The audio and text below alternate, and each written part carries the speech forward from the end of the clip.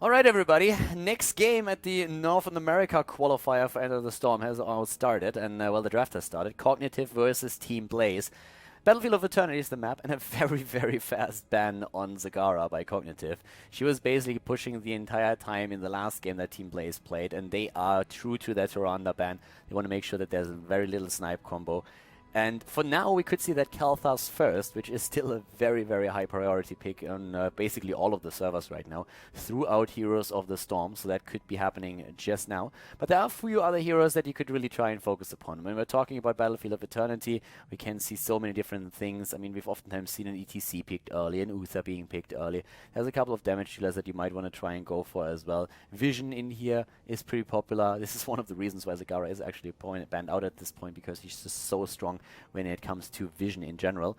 And yeah, right now we're having Cognitive waiting for a long time actually. Like, these guys want to make sure that that first pick is worth it. Khaldor is still the best bet at this point though.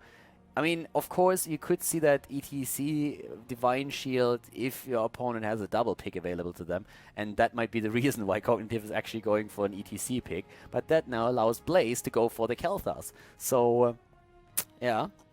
Not quite. Khaldor's Uther could be exactly what Blaze is going for right now, and I think Uther is definitely going to be one of their picks. In the last match we had, for reasons that I don't quite understand, the Murlocs not going for the ETC Moshpit combo when they had an opportunity to do that. Even with Enthrall, that would have benefited greatly from a Divine Shield or a Sonya. But right now, there's a Tassadar for Blaze. Are they going to allow that Uther for Cognitive? Are they going to take that Tassadar, that Khaldor's now?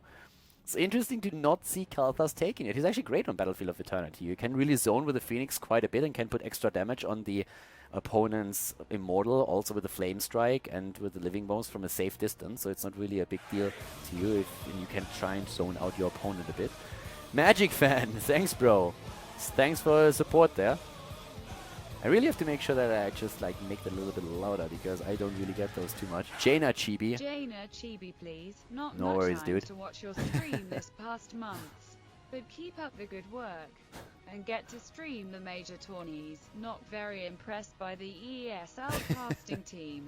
Thanks, buddy. Thank you very much for that, and you get that Jaina Chibi once we're jumping back into the next scene.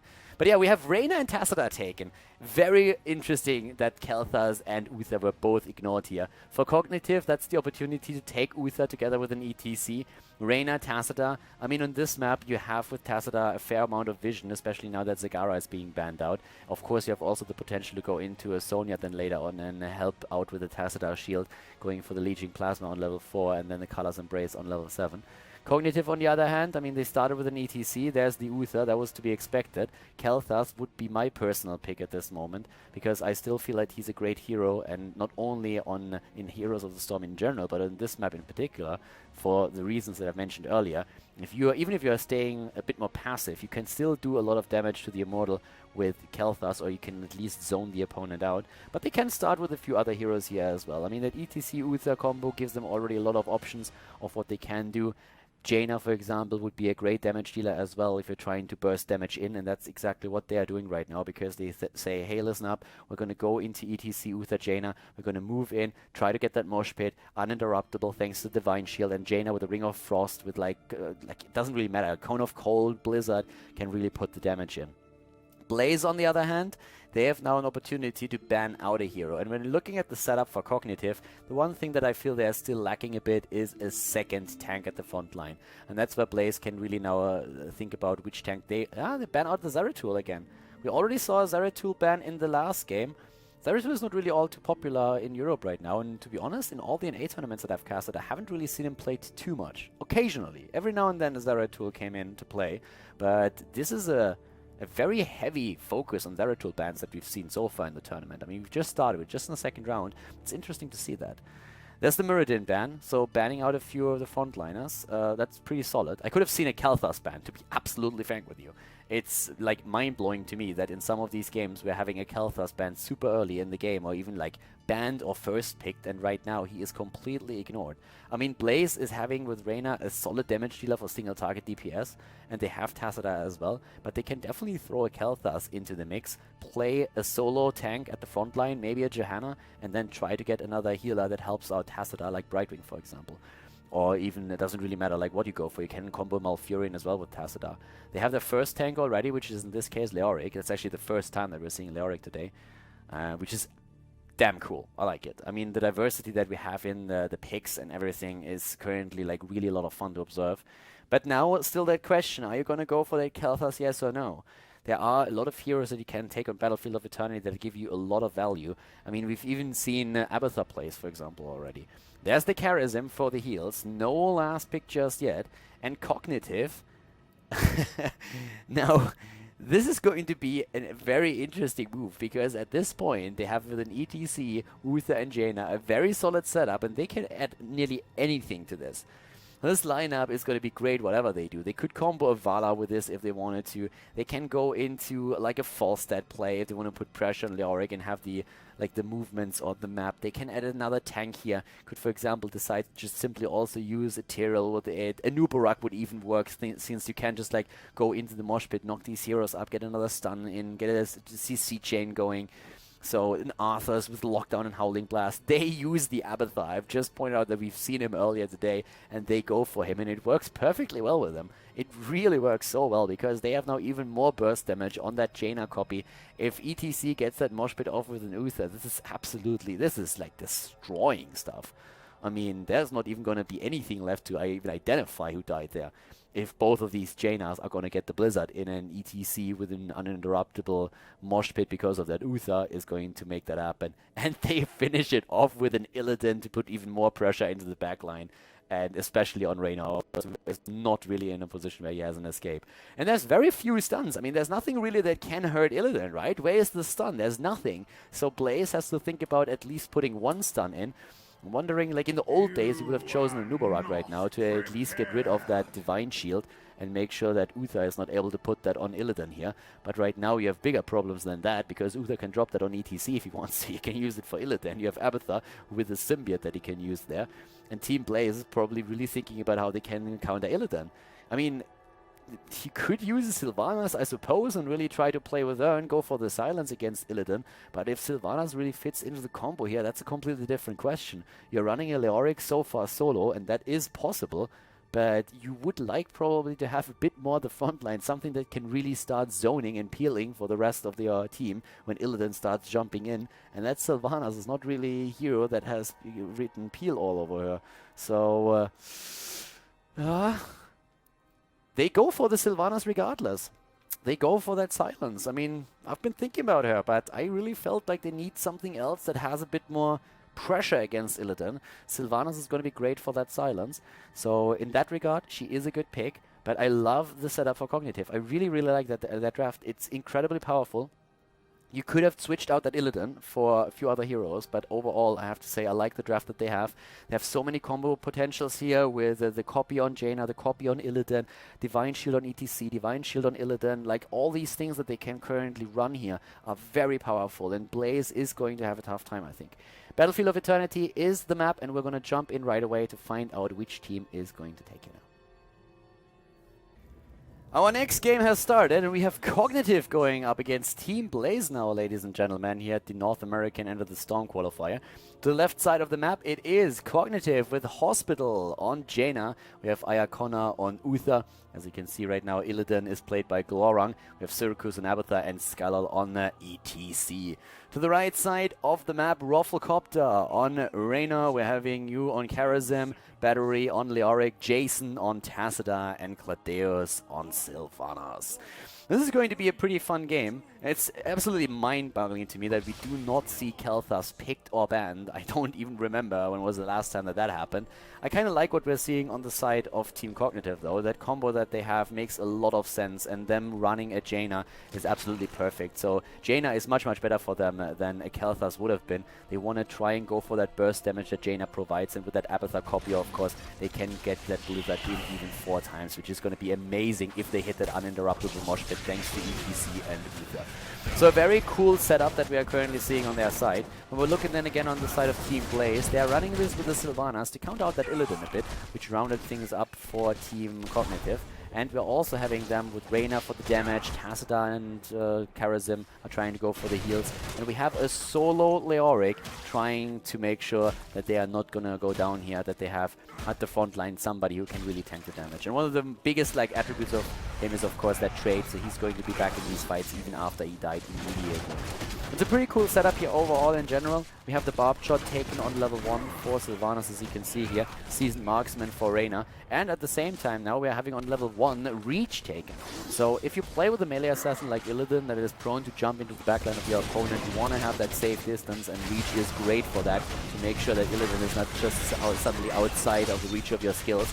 Nice attempt to take Rufflecopter down, and he dies. Good kill against Reyna, well done. Bot lane, there's Abathur trying to soak as much experience as he can, but the first kill in the game ends up in the hands of Cognitive. They are playing a very solid one. ETC needs to move back though, and indeed he does, just in the last second. When we're talking about the builds, we have already Pressurized Glance taken, so no Toxicness build yet, and we do not see a build focusing on the Locusts here either, but it is that Symbiote build that helps Glorang on his Illidan so much, and of course also other heroes. Copy is still most likely going to focus on Jaina, but an Illidan copy is also very solid. And Illidan is starting to attack Battery down here, but with the Drain Hope, he needs to dash away. Most of the damage has been dished out to the Immortal of the blue team though. So yeah, they are losing quite a bit here, but again, Rufflecopter being attacked and he dies. Abathur helping out with that, jumping with the Symbiote on ETC, and we have Illidan now in play. Glorang has to be careful that he doesn't get stand out by the Immortal here. That bad boy can do quite a significant amount of damage. And the rest of the team is currently trying to protect their own Immortal, but level 4 will be ready for the red team any second now, and there it is. That's the extra talent in their hands with a focused attack on Reyna for the extra single target damage. We have also for at least Karazim now the shield, and they're just trying to burst down the Immortal as much as they can. They have a lot of bursts thanks to Hospital, who went on level 4 for the radius increase, therefore Snowstorm taken. And we have now, when we're looking at Tassadar, Leeching Plasma still taken. Immortal number 1 ends up in the hands of the red team. A pretty significant amount of shields, 25% roughly, so a pretty solid effort there. Adrenal Overlord for Abathur has now been chosen as well. And of course the first priority of Cognitive has to be to deal with the Immortal here. A lot of the strength that we're seeing for Cognitive depends on level 10. So once that the mid game is reached with the Auric abilities, they are going to try to use that uninterrupted mosh pit thanks to ETC Uther, and then drop the Blizzards thanks to Jaina and that Abathur copy on it, whereas Illidan jumps into the backline and tries to push everybody else back. But until level 10 hits, they are going to struggle a bit here, especially with that Sylvanas pushing in together with the Immortal, as you can see here. This fort would have never died without that Sylvanas. She's an amazing hero when it comes to maps like Infernal Shrines, and also here, of course, in this case, Battlefield of Eternity, even on Dragonshire, because she can just disable all of these structures and then you can jump in and start to do the damage. Already, the attempt to take down Sylvanas here as a bit of a punishment, and that works out quite well for them, but you can tell at the experience gap that there is a massive lead right now on the side of Team Blaze. They are starting in this early game with a great lead. Level 10s, that is when it starts to become a bit tricky for them and a bit dangerous, but right now they are more or less dominant when it comes to experience. But they lost 3 heroes already. So in terms of kills, it's definitely Cognitive that is ahead. But in structures, that's a very, very different picture here. Illidan already took one of the camps down at the bot lane. Rufflecopter is the only one that is currently fighting against this. Level 7 talents have been chosen, most of them at least, for Team Blaze. We don't have one on Sylvanas yet, but the Unstable Poison is of course a no-brainer at this point.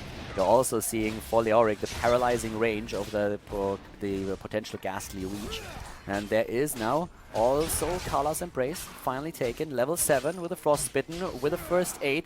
We're having follow through for ETC, and we are seeing after Boundless Conviction, they're heading straight into the Wave of Light to combo that off.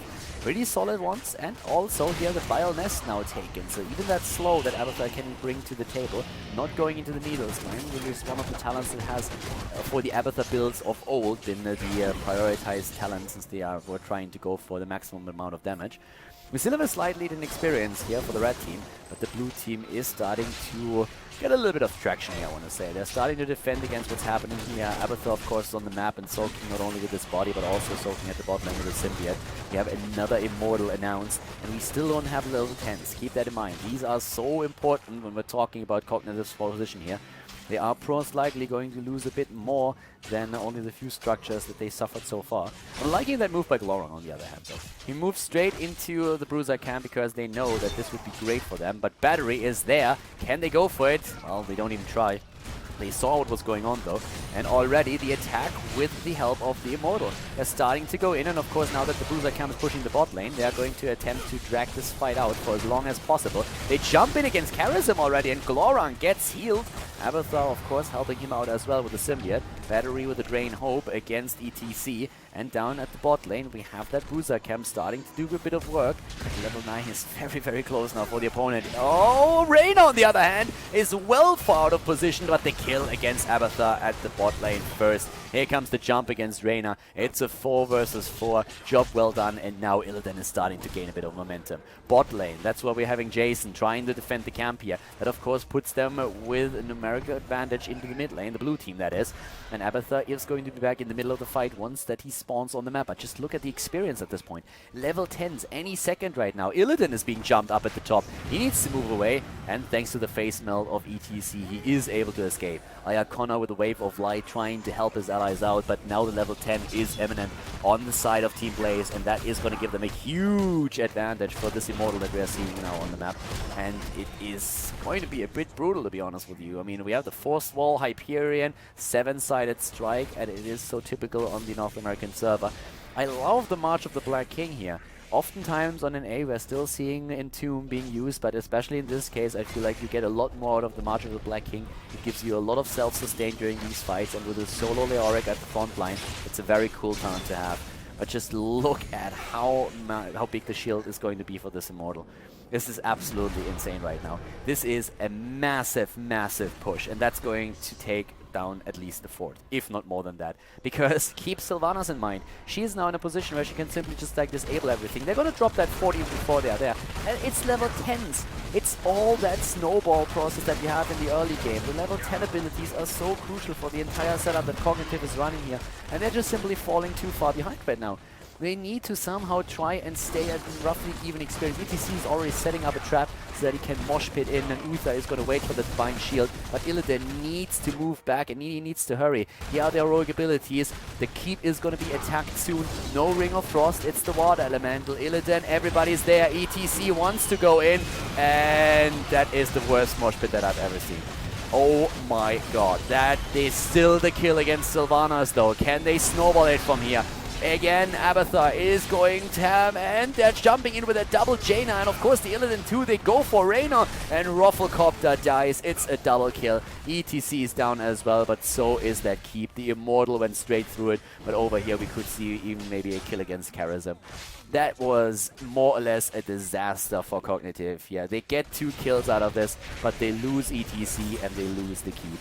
I'm not quite sure what even happened. I mean, ETC was moving in and he was trying to channel the mosh pit, and then he got pushed back by Reyna's penetrating round, and either he hit the hotkey too late, or it's still triggered and he just used it. I do not believe for a second that he really thought he could hit a mosh pit at this point. He was trying to power slide in, and the power slide was interrupted by the penetrating round, pushed him back, and I think the mosh pit got still activated, and it didn't hit anything. Nothing at all. And it could have been a devastating moment. Like, they had heroes at every single corner of this fight, and were trying to move in from 3 directions at once. That could have been a team wipe. But it doesn't hit anything, and now all of a sudden it's level 13 versus level 12. We're having now also Quicksilver taken. There's the Evasive Fire, Giant Killer, and this is a really tricky spot. But at least we have the level 10s now, so they can really start to get something, like some combo working. But that mosh pit was really weird. As I say, I'm pretty sure that penetrating round on Reyna completely just screwed everything up here for them. If that Divine Shield is a little bit faster, then that might have been a completely different fight. But for now, it's level 12 versus 13. The extra talent is super important. They take the camp though, and we have them moving in. Already the Divine Shield on Illidan. He's starting to go deep with this one, but he's very much alone here. He needs some assistance, and he's getting it as we speak. Blizzard comes down, but the March of the Black King, so much damage here. 13 talents, down goes Tassadar. Illidan is on the run, but ETC is dead once again. Syracuse is losing his Jaina copy. No biggie here. They traded 1 for 1 and they go, oh, there's the killing blow against Jaina. Illidan goes in again and he is going to get at least Sylvanas, but not more than that. Iacona needs to retreat now too, and it is 5 kills against 8. So at this point, well, we're still seeing level 13 talents for both of the teams. We're going to have Battery in action here, and nobody can really, like, take him down. We have also... actually, I like that. Iacona is really just screwing with him at this point, annoying him quite a bit. Icy Veins, Shrink Ray, we're having the Evasive Shield for Illidan, and now Soma Transference and Showstopper. I really feel that the longer this game continues, the better the chances of Cognitive are to really make something happen. At first they needed to wait for level 10, and I mean, I feel Blaze knows that as well, so they were trying to just get as much damage in the early game as they could and snowball it. But now that Illidan has his Evasive Shield talents, he has so much more potential in these fights, and they are going to jump on Karazim. 7-sided strike is being used, literally doing nothing here. Saving his ass. That's what it just did. It saved him. It saved him a bit because he got, of course, I mean, you couldn't touch him during that. So once again, they're starting to move in here straight for an attempt to take the Immortal. And this would be the first Immortal for Team Cognitive. So if they can get that, that would be amazing. Illidan, well, can go and do the damage now thanks to the Divine Shield, and Uthe can also go deep. Halftime show has already been activated. They could go for the fight here. ETC has his heroic up again. We have the copy on Jaina. No, they don't. There's the copy on Abathar. It was apparently already taken down. He's still in cooldown with it. So it must have been recently. They start to jump in, and there's the silence. Not hitting Illidan, by the way. Illidan was not hit by the silence. He still goes deep. Uther needs to try and keep him alive. He has the Divine Shield. Divine Shield used, and they're going straight for Sylvanas again. She's surviving for now. Again, the 7-sided strike has been used, and they are going deep. But the turnaround is starting. Iacona and Glorung are on the run.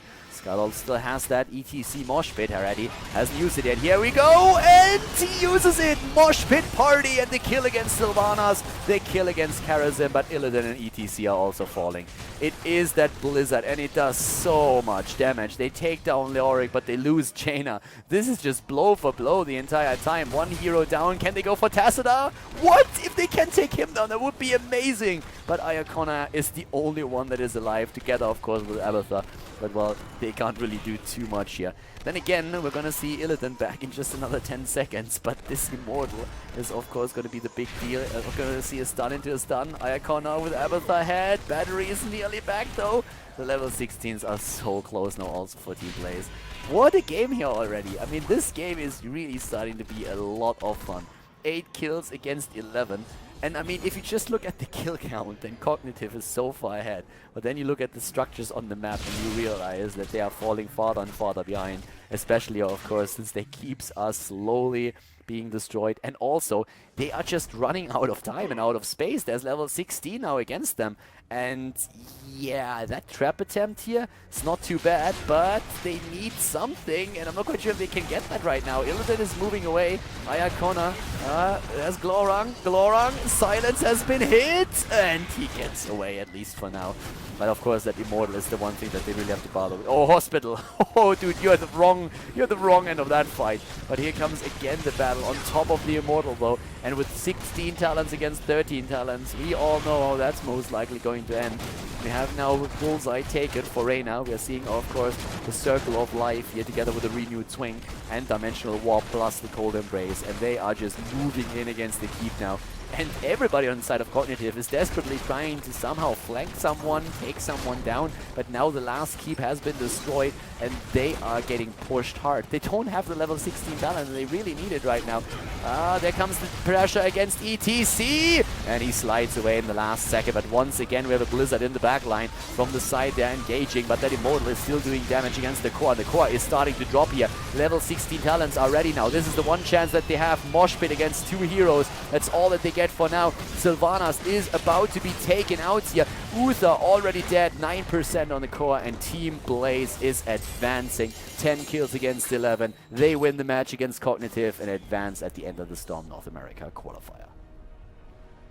All right, everybody. That's it for today. Thank you very much for watching the video. I hope that you enjoyed the commentary and also the game. If you really liked it, feel free to also share it with your friends, especially, of course, if they're interested in Heroes of the Storm esports.